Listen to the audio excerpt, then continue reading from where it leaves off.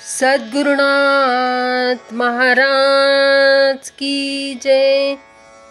महायोगी स्वामी उमानंद सरस्वती की जय। श्री गुरुगीता हा गुरुभक्ती योगाचा मंत्रराज आहे। कलियुगात संसार सागर तरुण जाण्यासाठी हा महामंत्र गुरुदेवांनी स्वाध्याय म्हणून दिला आहे। श्री गुरुगीतेतील संस्कृत श्लोकांचा अर्थ महायोगी स्वामी उमानंद सरस्वती यांच्या श्री गुरुगीता अर्थेश्वरी या विवेचनाच्या आधारे आपण क्रमशः जाणून घेत आहोत। आजचा श्लोक आहे 175 श्रेष्ठ तीर्थ।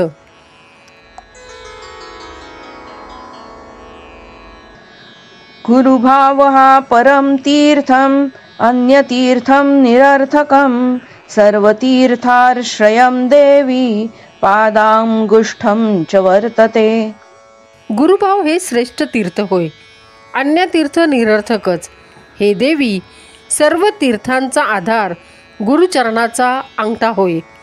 पावन शुद्ध पवित्र करते तारुण्य नेते ते तीर्थ होय। तीर्थात हे सामर्थ्य असते, पण सर्व तीर्थात श्रेष्ठ तीर्थ कोणते ते हा श्लोक सांगतो। गुरुभाव गुरुविषयी भक्तिभाव हेच सर्वश्रेष्ठ तीर्थ। गुरुभाव उदित झाला की तीर्थाचे पवित्र कार्य घडते। इतर तीर्थक्षेत्री त्यासाठी जायला नको।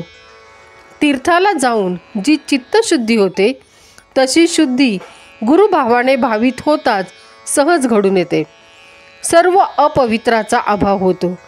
गुरुभाव स्थिर झाला की तो स्वभाव होतो। असे का घडते याचे कारण हा श्लोक सांगतो।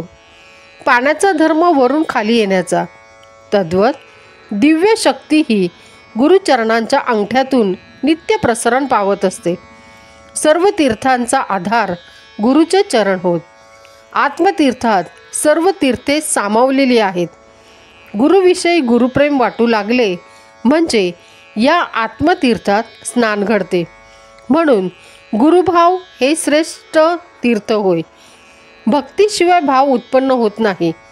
श्री गुरुगीता गुरु भक्तिभाव निर्माण करते, गुरुचे यथार्थ ज्ञान देते।